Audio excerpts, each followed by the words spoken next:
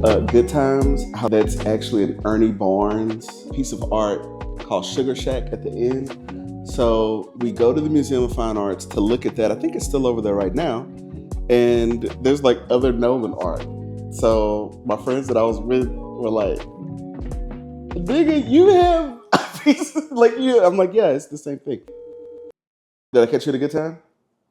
Of course. Okay. Two things. How's Grandpa? He's fine. Are you over there? No. You at home? Yeah. What are you doing? I was about to go to HEB. Oh, okay. I was trying to do you on you by asking all these questions, but you actually answered, so it didn't work. Like that. When you get a chance, could you sit down and do the payroll stuff? Okay. Yeah. Yeah. What you want to? Like, I want you to add everybody's totals, and then from what I got, from what you have, and then I'll go in and I'll be able to reconcile. Okay. All right. Love you. Okay, love you more. That was my mom. It's funny because my mom we were co-workers before. We both started working at the prison together in 2005. She was on unemployment. And for those folks who don't know, when you're on unemployment, they only give you a certain amount of time. And so she was running out of that time. She got a letter that was like, you got 4 weeks. And so I was about to graduate high school, 1.9 GPA. I was a horrible student. I had been expelled the 11th grade year. So I saw this billboard that was like, be a correctional officer, make $1,800 a month. And so I did it. And she took me to the orientation and she signed up too. So we were co-workers and now we're co-workers again. So look at that, full circle. She's retired now, quote unquote. But she works with me. So that's Tupac, and then his lyrics are around on those little strips of paper. It was done by Ronald Castro. He's a high school teacher. He teaches like government or something like that, but he always does art pieces. I got it because there was a silent auction and I was trying to be like helpful. So I like bid on all these pieces of art. It was like 8 of them. And then I ended up winning them all. That was not the goal. So let's see what we have to do today. My life is a hot mess, but we're managing. I need coffee, even though it is going on 1 p.m. Gotta have it. There's a couple of phone calls that I have to have with folks to get ready. There's a big fundraiser that I'm doing in a few weeks. I'm organizing a TED event. I run a nonprofit. I do a podcast every Wednesday. So like, this is life. It's really cool because I can like send a text and they'll bring the car around by the time we get there. We don't make music like this anymore. You see me, my head won't go all the way back. Because I let my braid lady talk me into getting twists. So I'm in my YN era.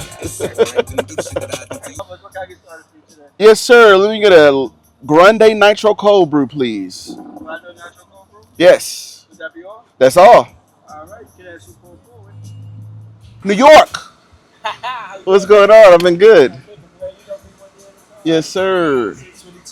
Things move so fast these days. Like, I remember them saying there will never be another Michael Jackson because never will there just be the radio and CDs and cassette tapes and records, right? So it's like, it's harder to find the good stuff. And then what's wild is the older I get, the more I realize it's not the best music that gets played the most. They play it the most until you think it's the best music.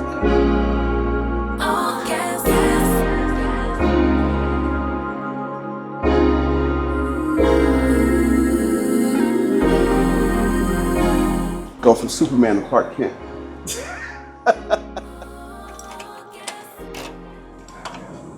There it is. This that I was looking for. It's right here. Excellent. We're trying to put this event together around the city's budget, a budget workshop on May 7th. We want to do a community budget workshop. Okay. This is nonpartisan. The whole point of it, we want people to learn like how the budget even works. This is part of like a longer campaign arc where we'll do this budget workshop now. We want to make it like a spaghetti dinner type of thing. And I would love for there to be like prompts for people at each table to like work on collectively, collaboratively. And then just to give them an idea of what some of the process looks like. So that's May 7th. We're going to be at the Third Ward Multi-Service Center. And it'll be that evening because that's a Friday. May 7th. Yeah. May 7th or 8th. If you're available for it, we can chop it up another time about like what some potential prompts could be.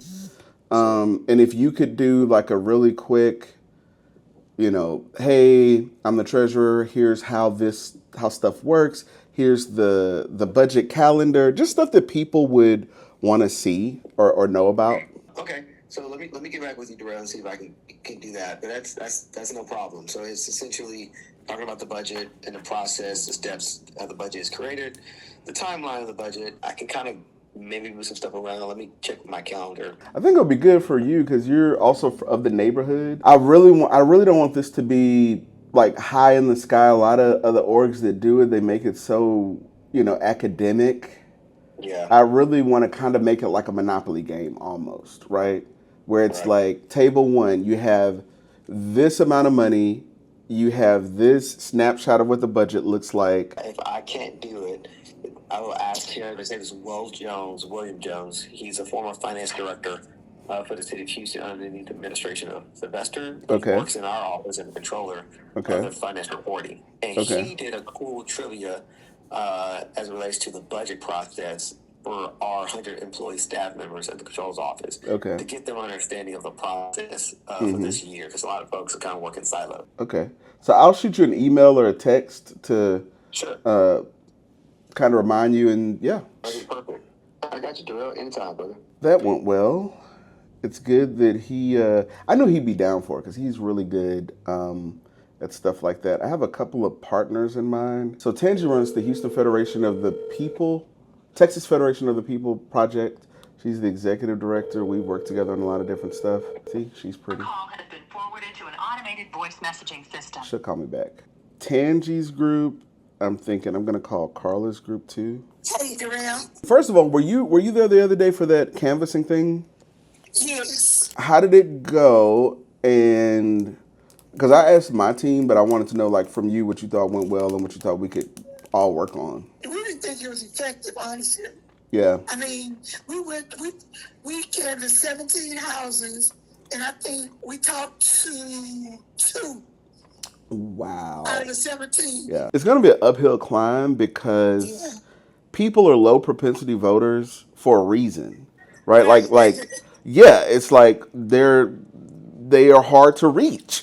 So, I mean, that's the name of the game. But it's like, I don't know, like looking at, if you take a place like the CUNY homes, well, the CUNY homes are not being, they're on their way out. But you take a place like that, you get with the office and say, hey, we're going to be doing hot dogs on, 2 Saturdays from now. Right. And we're going to have a bouncy house. Yeah. And then you tell the kids, you can't get you have to bring your parent or guardian, right? That's one way. Even if you get 30, that's a win. Because it usually seems like either the Mormons, the Jehovah's Witnesses, or somebody trying to get me to change my electricity provider, right? Or some kind of scam, they casing the place to see if we at home because they're going to come back and take my PlayStation. It's like, even me, people walk up to me with stuff, I'd be like looking around, check my wallet, make sure I still got my phone, I will talk to them just to see, make sure this got somebody saying, hey, is John up? No, John don't live here. Yeah, yep. Yeah, we here. pick another house, exactly. I don't know if you remember when we were talking about trying to do a City Hall lobby day. We've never done it at City Hall. Everybody wants to go to Austin. Everybody wants to go to DC. Well, City Hall is right down the street. And, make it, like, fun. Have food, have music. That's something to knock on doors about. We can't control how many people open their door, but we can control if we did the passes or not. We're doing $50 gift cards for 2 hours of work. And then that 2 hours is going to have a minimum number of doors that we expect. And then you can do as many of those as you want around your schedule. And we're going to do it ongoing. So people could do, if you want to do Monday and Wednesday, and you do your training first, and you understand, and then we're going to QC it by going back, and then we'll know.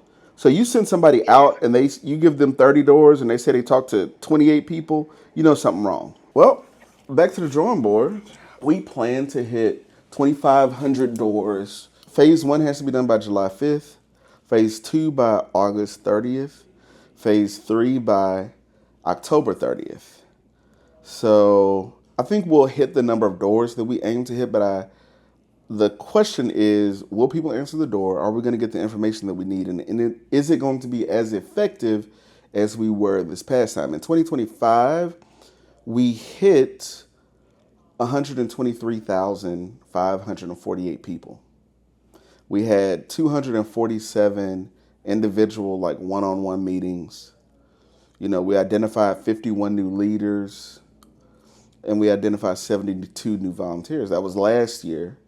So a lot of people, when you see somebody knocking on your door, when you get a phone call, there's a lot that goes into it. If you're planning on running for office, you have to know these things. So if you need 2,000 votes, how many people have to answer the door?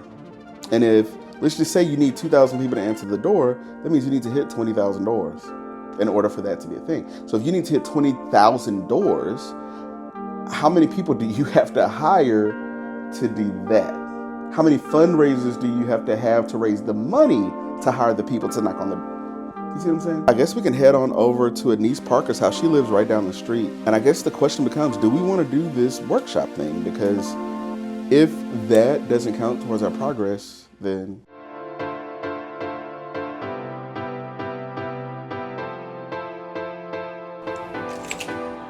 Hey. When we were in COVID, my mom was in assisted living, and we weren't allowed to visit her, and she was really lonely. I went to the BARC, the animal shelter, and I said, give me your oldest cat. And I didn't see my mom for a year and a half, and when I got out, and she had looked like she swallowed a beach ball. Yes. She's on a very strict diet. She's lost 2.5 pounds. Okay. She's still morbidly obese. Yes. But Mom has passed away now, She has so we have had her a really cat. good... Yeah. But I mean, Mom and the cat were just in there, and Mom just kept feeding the cat. Well, before we sit down, and you can feel free to say no, I'm wondering what you have in your refrigerator. You want to check first? No, you can look in my refrigerator. Okay. I'm just curious. Okay. Just came up with it. I want to see. I have a bunch of yogurt, a bunch of pecans. Okay. Dried fruit. It's very healthy.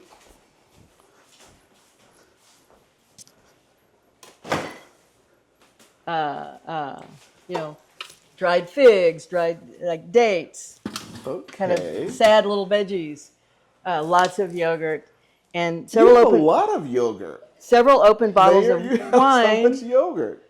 We eat a lot of yogurt. Okay. Several open bottles of wine. We don't drink wine. Yeah. So we have parties and we throw the wines in the wine in there. At some point I'll make sangria.